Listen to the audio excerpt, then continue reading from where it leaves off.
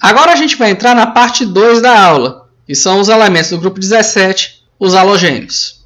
A gente vai começar falando do grupo 17 entre os contrastes da química do flúor e do cloro.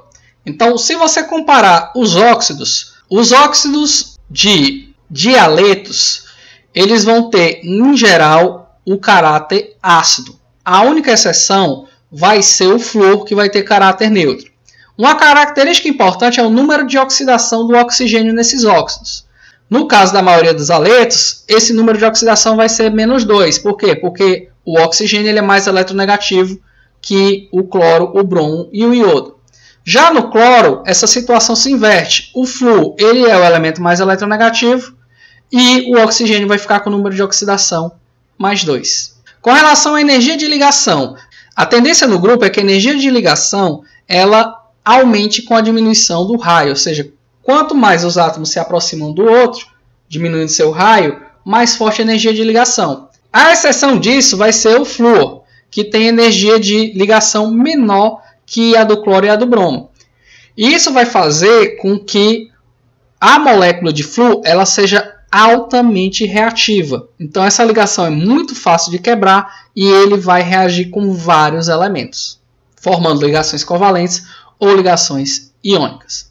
Uma coisa interessante é que o flúor ele consegue fazer com que o elemento atinja o número de oxidação mais elevado que o cloro. Por exemplo, quando você tem o CrF6, o número de oxidação do cromo aqui vai ser +6. Já o composto equivalente de cloro, que tem o maior número de oxidação, vai ser o CrCl4, onde o cromo vai apresentar número de oxidação +4. O flúor também ele é capaz de gerar hipervalência nos elementos. O que é isso? Formar ligações covalentes expandindo a regra do octeto. Exemplo, composto de enxofre.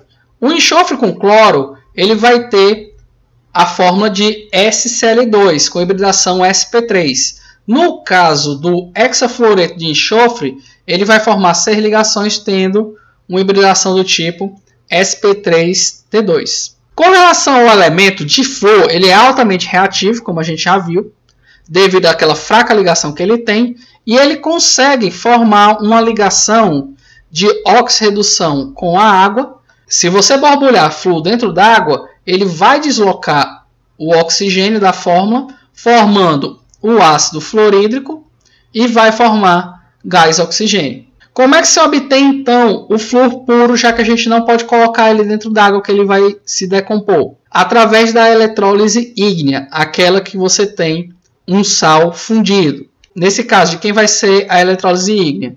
Do fluoreto de potássio misturado com o ácido fluorídrico, na proporção de 1:2. Uma parte de fluoreto de potássio e 2 de ácido fluorídrico, a 90 graus. Então, quais as principais aplicações do flúor? Vai ser a síntese do hexafluoreto de enxofre e também a síntese do fluoreto de urânio. Esse composto ele vai ter um baixo ponto de fusão, o que faz com que seja utilizado para separar os isótopos do urânio 235 e do urânio 238. O urânio 235 ele é o urânio que é utilizado para energia nuclear, também conhecido como urânio enriquecido. É aquela amostra de urânio onde a quantidade de urânio 235 ela foi aumentada. Falando agora dos compostos, vamos falar do ácido fluorídrico, que é o nome dele quando ele está em solução aquosa, e do fluoreto de hidrogênio, que é quando ele está na fase gasosa. Então, do grupo 17, o HF ele é o único ácido que é moderado, ele tem a força mais fraca do que os outros. Como é que ele é feito industrialmente? É pela reação de dupla troca entre o ácido sulfúrico e o fluoreto de cálcio. Como o ácido fluorídrico é um ácido mais fraco, você tem uma relação de dupla troca guiada pela formação de um produto mais fraco. E o outro produto formado vai ser o sulfato de cálcio. Uma característica do ácido fluorídrico é que, diferente dos outros ácidos, ele consegue atacar o vidro. Ele vai reagir com dióxido de silício, formando um composto de flúor e silício, ácido e água. Uma característica interessante é a capacidade desse ácido formar ligações de hidrogênio. É tão forte que algumas moléculas não conseguem se separar, formando estruturas dessa forma de longo alcance com as ligações de hidrogênio. Essas ligações de hidrogênio com a água são responsáveis por impedir ou pelo menos atrapalhar a dissociação do ácido fluorídrico. Por isso que ele é um ácido moderado. Esse ácido também ele é muito perigoso, porque além dele queimar a superfície da pele, ele é rapidamente absorvido, ele pode entrar atacando os vasos sanguíneos e os ossos. Então aqui a gente tem um exemplo de queimadura com o ácido fluorídrico. Vamos falar agora do cloro. O cloro, em seu estado natural, ele é um gás venenoso esverdeado. Ao ser inalado, ele fecha a via respiratória, por isso ele pode matar. Quando você pega o cloro e borbulha em uma solução básica, o cloro ele vai se desproporcionar. Professor, o que é isso? O elemento Cl2 ele vai se quebrar em dois compostos de cloro. Um com o número de oxidação negativo, que vai ser o cloreto, e outro com o número de oxidação mais 1, que vai ser o íon hipoclorito.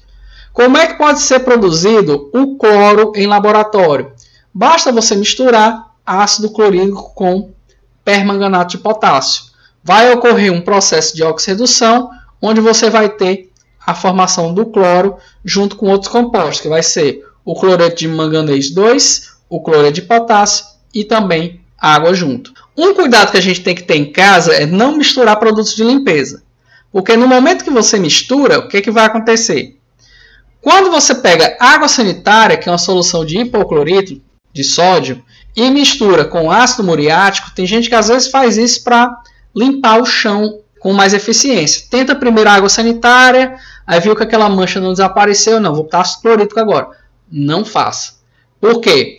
Quando você aumenta a acidez no meio que tem o hipoclorito, você vai favorecer uma reação de dupla troca, onde o hidrogênio ele vai ser absorvido pelo hipoclorito, formando o ácido hipocloroso. E o que é que tem, professor, o ácido hipocloroso? Ele vai se comproporcionar com o cloreto e vai gerar o cloro 2, ou seja, ele vai reagir como se fosse essa reação, só que do modo reverso. Então, tem que ter cuidado. Por isso, nunca misturem água sanitária com ácido muriático. Aqui é uma foto que a gente tem do exemplo da síntese do cloro em laboratório. Se você ver, você vai ver uma cor esverdeada para amarelo. Aplicações do dicloro, limpezas de piscina. No caso das piscinas menores, o que você vai utilizar vai ser o hipoclorito de cálcio, que é na forma sólida.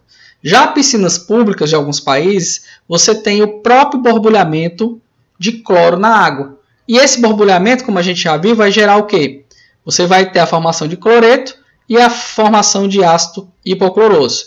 Como o meio ele vai ficar ácido com a presença de H+, você, antes de entrar na piscina, depois dela ter sido clorada, você tem que usar um composto para neutralizar.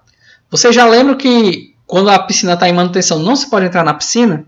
Por quê? Porque o meio lá está ácido, pode causar danos à sua pele. Antes de começar o banho, você tem que ter o tempo de neutralização do composto. E essa neutralização vai ser feita com carbonato de sódio. Vamos falar agora do ácido perclórico. O ácido perclórico ele é o ácido mais forte dos compostos naturais. Se você lembrar da fórmula dele, ele vai ser HClO4. Se você pegar o número de oxigênio e subtrair do número de hidrogênio, você deve lembrar que isso aqui é um ácido muito forte. Ele é instável e explosivo. Normalmente ele vai ser vendido só numa solução de 60%, justamente para evitar essa questão da explosão do recipiente. O íon cianeto ele não é um halogênio. No entanto, ele se comporta como se fosse como 1. Se você olhar, a carga dele é -1. A carga dos outros haletos também vai ser F-, Cl-, Br- e menos, e por aí vai. Como se não bastasse a coincidência da carga, que até aí não seria tanto problema, as reações do cianeto são praticamente as mesmas reações que os haletos formam. Precipitam com prata e entre outras coisas. Agora a gente vai falar da reatividade dos haletos. O flúor, a gente já viu que ele é o elemento mais reativo, então ele tende a deslocar o cloro tende a deslocar o bromo e o bromo tende a deslocar o iodo. Então, se você pegar cloro e borbulhar no brometo de sódio, você vai ter uma reação de deslocamento ou simples troca, porque o cloro, por ser mais reativo do que o bromo, ele vai tender a ficar na forma de composto.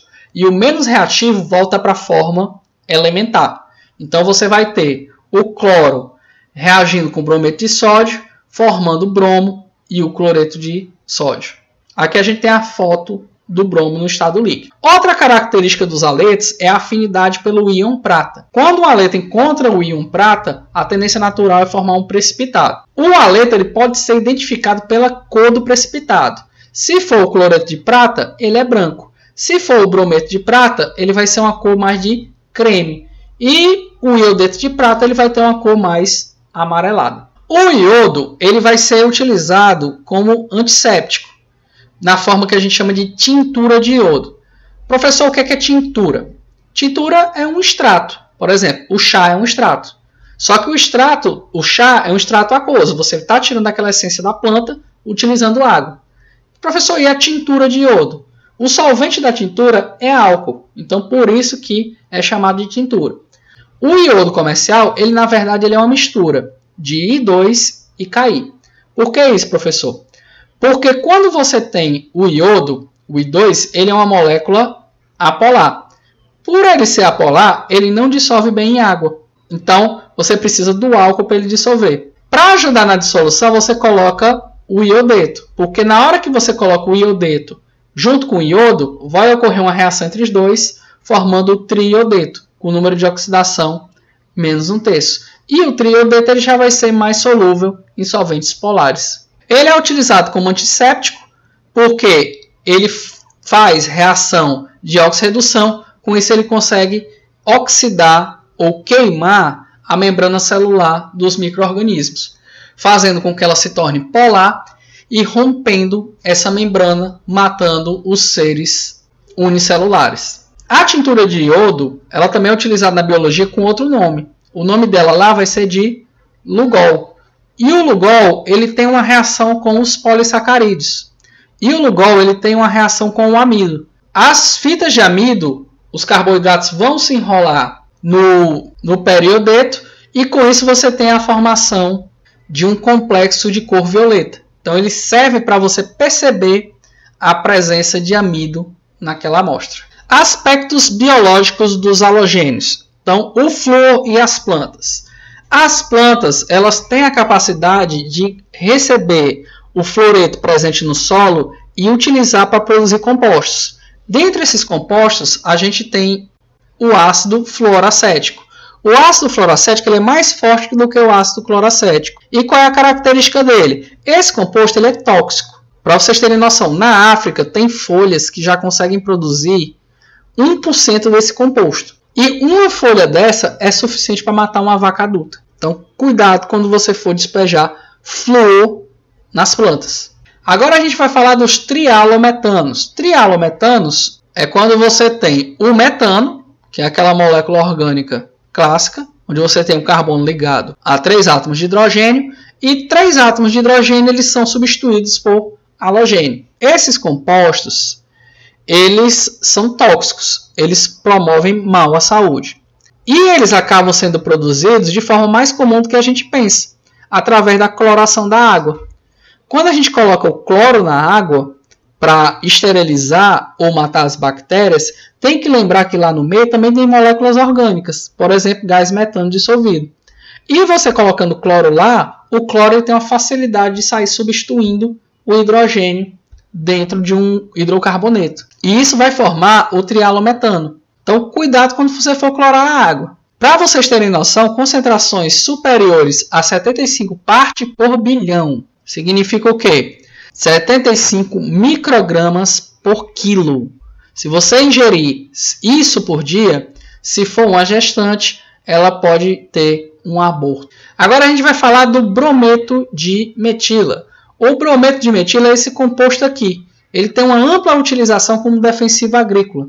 E ele é bastante eficiente, porque ele não deixa resíduo sólido na planta. Ele é muito volátil. Você coloca lá, ele mata os insetos, mata as ervas daninhas e mata os roedores. E depois vai embora. Qual é o problema? É para onde ele vai? Na atmosfera. Por quê? Porque ele ataca a camada de ozônio e ele também, em excesso, ele pode provocar distúrbios no nosso sistema respiratório e no nosso sistema nervoso. O iodo. O iodo é um átomo importantíssimo para a nossa saúde. Os hormônios produzidos pela nossa tireoide, a tiroxina e a triiodotironina, eles são compostos sintetizados por átomos de iodo. O que tiver 4 átomos de iodo é chamado de hormônio T4. E o que tiver 3 átomos de iodo, ele vai ser chamado de hormônio T3. Qual é a importância desses hormônios para a vida da gente? Eles regulam as taxas metabólicas. Eles aumentam a sensibilidade do corpo à adrenalina e ele vai afetar a taxa de metabolismo dos carboidratos, da gordura e das proteínas. Um distúrbio desses hormônios, a gente pode gerar 2 condições. O hipotiroidismo, que é quando o metabolismo fica mais lento, a pessoa tende a aumentar o peso. Se for uma gestante, a criança pode nascer com algum atraso de desenvolvimento. O hipertiroidismo, que é quando você tem o aumento da taxa metabólica, então a pessoa tende a emagrecer com certa facilidade e uma dificuldade de engordar. O iodo, na sua forma radioativa, na forma de I131, isso aqui vai ser o número de massa dele, ele consegue se decompor em xenônio 54, liberando uma partícula beta, ou seja, um elétron de alta energia. O tempo de meia-vida dessa amostra é de 8 dias, ou seja, dentro de 8 dias a amostra decai pela metade da concentração inicial. E ele é o principal tratamento para o câncer de tireoide. Por quê? Porque a tireoide é o único órgão do nosso organismo que ele é capaz de absorver o iodo, certo? Para produzir esses 2 hormônios. Então, isso vai ser utilizado como estratégia terapêutica. Você coloca se você tiver o câncer de tireoide, ao tomar esse iodo radioativo, ele vai ser absorvido praticamente que imediatamente pela tireoide. E a emissão da partícula beta vai matar as células da tireoide. Então, é assim que é feito a radioterapia, ou seja, a iodoterapia para o câncer de tireoide.